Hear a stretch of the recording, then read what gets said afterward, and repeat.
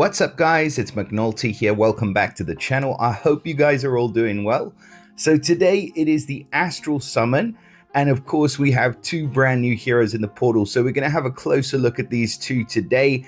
We have one which is here holding a massive golden shotgun called Salniss.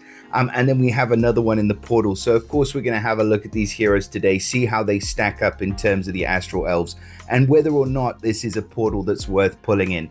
By the way, I hope you guys are all having a good lead up to Christmas. I hope that your family's not working on your nerves too much.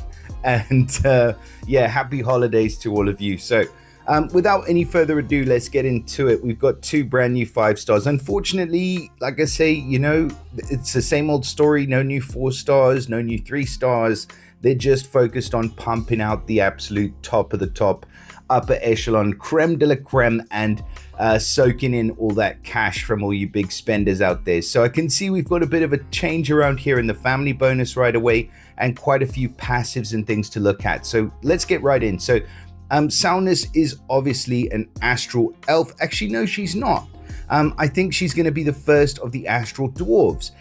So here we go. So the Astral Dwarf family bonus, they get a bonus for 1 or 2 heroes, 20 or 25% chance to dispel a random dispellable status effect buff from all enemies at the end of each turn. So that's pretty interesting because they get a chance to dispel a random status effect from all enemies at the end of the turn, and that bonus kicks in from a single hero. That's pretty strong.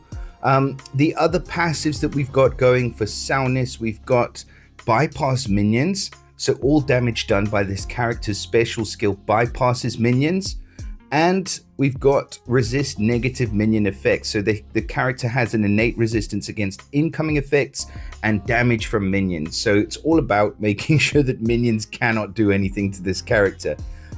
So no, it's basically like the sort of Lunar New Year passive, but just for a single hero. So bypassing all minions with their damage, and also resisting any negative minion effects. So minions are just not going to do anything against this character. It doesn't apply to mega minions though. And then perfect accuracy. So this character's special skill never misses. So they share the same trait with the Astral Elves. So that's interesting. In terms of the ether talent, we're looking at attack up for Salniss. So at the start of the battle, she does get an extra 20% attack for 6 turns. And let's just have a quick look at her stats. So I must say, I actually really do like the art. You know what? Like, I wasn't too thrilled when I was looking at these Astral Dwarves, and I was thinking, what the heck is even an Astral Dwarf? But I do like the art on this card. I think that they are...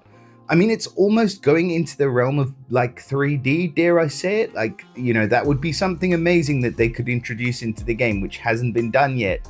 But it's pretty cool. I like it. So in terms of stats, let's switch off the max power. So she's running a team power of 1136, which is huge.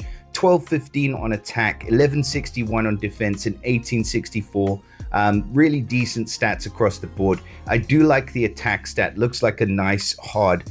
No, if she's a hard-hitting hero, she's going to hit bloody hard because of that attack stat. So let's have a look at her special. So you can see it's called Double-Barreled Star Stick. I love that. That is, of course, what she's holding. And at fast speed, she's going to be dealing 425% damage to the target. So like I said before, with that high attack stat, that's going to hit like a truck. Remember, she's bypassing minions. She's also of the ranger class, so she's bypassing. So that 425% damage is definitely going to hit, and it's likely to bypass any negative effects, counterattacks, all the rest of it. The target then gets silenced for 3 turns and deals 425% damage to a random enemy. Okay, so there's another hit. So it says this effect targets the same enemy as the first if there are no other valid targets. So we've got like a double hitter in Salniss, and then the target of the second hit receives 50% increased damage for 3 turns. So this is going to be a random target, but they're going to receive 50% increased damage for 3 turns. The effect is increased by 10% for each minion or mega minion owned by all enemies, up to 100% in total. So, I mean, I like the fact that she's increasing the damage on the second hit. I like the fact that she's doing it to a single target, because she could be an easy taunt bust with that. And then if she doesn't, she's leaving that extra at least 50% increased damage. But the extra damage that you get for owned minions or mega minions, I don't think it's going to come into play that often. But I do think when it does come into play, when you are going up against mega minion teams, it's going to be super useful if you do manage to get your hands on this hero. So yeah, I think she's really cool. She's like a fast speed sniper, but she's so much more than that, because she gets that extra damage. She gets a second hit. So basically every time she hits, she's going to be hitting 2 targets for 425% damage at least. And then whoever she hits second is going to receive that 50% increased damage. I wonder if this wouldn't be a good Titan hero as well. I'm just thinking of like a replacement for on your Holy Titan teams for somebody like Franz, where he gives the 50% increased damage. Salniss can do exactly the same at fast speed, and you could use her obviously against the correct element, against Dark Titans. She'd probably be awesome there as well. So I think for Titan slaying, she's going to be a good hero. I think as an attacking hero, she's going to be awesome for busting through taunt. And I think as a defensive hero, she's going to be quite tricky to deal with, because she's not going to miss. She's running at fast speed, and you can't really deal with her with mega minions too much, because she will make it so that you receive increased damage from everybody else. But I'm more thinking of Salniss as an attack type hero. But yeah, she's awesome. I would love to have her. So congrats if you do manage to grab this lovely lady from this portal, from the Astral Dwarves. And we're going to have a look at our other dude who's in here. And I love this guy. I mean, look at this character. Like, he's incredible. Like, he just looks amazing. So I hope that his skills can match up to the way he looks, because I really am liking the art that they're coming up with on these cards. So we've got Quari, or Quarry? Yeah, we'll go with Quarry. So he is obviously an ice hero. He is of the monk class. Okay, so he gets a chance to withstand.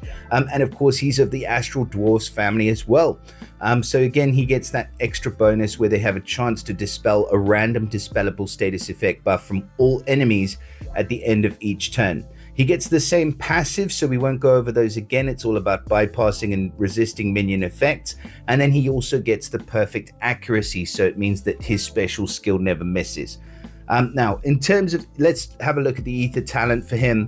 That's a good one. I like damage reduction. So obviously at the start of the battle, he is going to reduce damage received by 10% for 6 turns, which is super strong. So I'm liking that for him so far. In terms of stats, very, very similar. I mean, 1200 attack, 1153 defense, and 1905 health. So really similar stats across the board. So far, so good. And now we're on to the special. So it's called Fluvial Path, whatever that might be. So he's also a damage dealer. He's running at average speed. He's going to deal 435% damage this time to the target and to the nearby enemies. And the target and nearby enemies will receive 776 water damage over 4 turns. We don't see water damage very often. Like, I just don't think we see it very often with a lot of the heroes. It's not something that a lot of heroes can resist either. Like, if they do have ailment protection, it's normally poison or burn. So water damage is cool. And you can see there with the limit breaks, it ramps up to 1072 water damage over 4 turns, which is a decent amount. All allies then absorb 50% of the dealt water damage as boosted health, okay? And all allies get 200 attack and 200 defense, and that is a growth effect. So as we know, with the growth and weather effects, they're going to stack on top of themselves. So that is awesome, absolutely awesome for this guy. I mean, for that alone, I'm going to give him a solid A+. But if you add the damage and you the 435 to the target nearby, and then that 1072 water damage plus the boosted health, I mean, there's so much going on with this dude, and there's a lot to like. So yeah, I would definitely want this guy. He's amazing. So where do I think he'll be best used? I mean, I think he'll be best used on attack as well. I think he's really an attacking hero. But then having said that as well, growth is such a strong effect on defense. I mean, we're seeing, what's his name now? Grimsteel. And he's running, I believe, at slow speed, but like, he's so difficult to deal with when he's in that tank position. And I know he gives more of a growth effect, but this guy's running at average speed and he's giving 200 attack and defense every single time that he triggers his special off, plus everything else that he's got going on. I mean, he is a little bit of a detriment in the fact that he's dealing so much damage that if you have counterattack up or something, you know, he's just going to sort of try and take himself out. But then he's got counters to that counter. He's got the damage reduction, and he's got the water damage, which he's then the whole team's absorbing 50% of that water damage as health at the same time. So he is a really strong survivable character.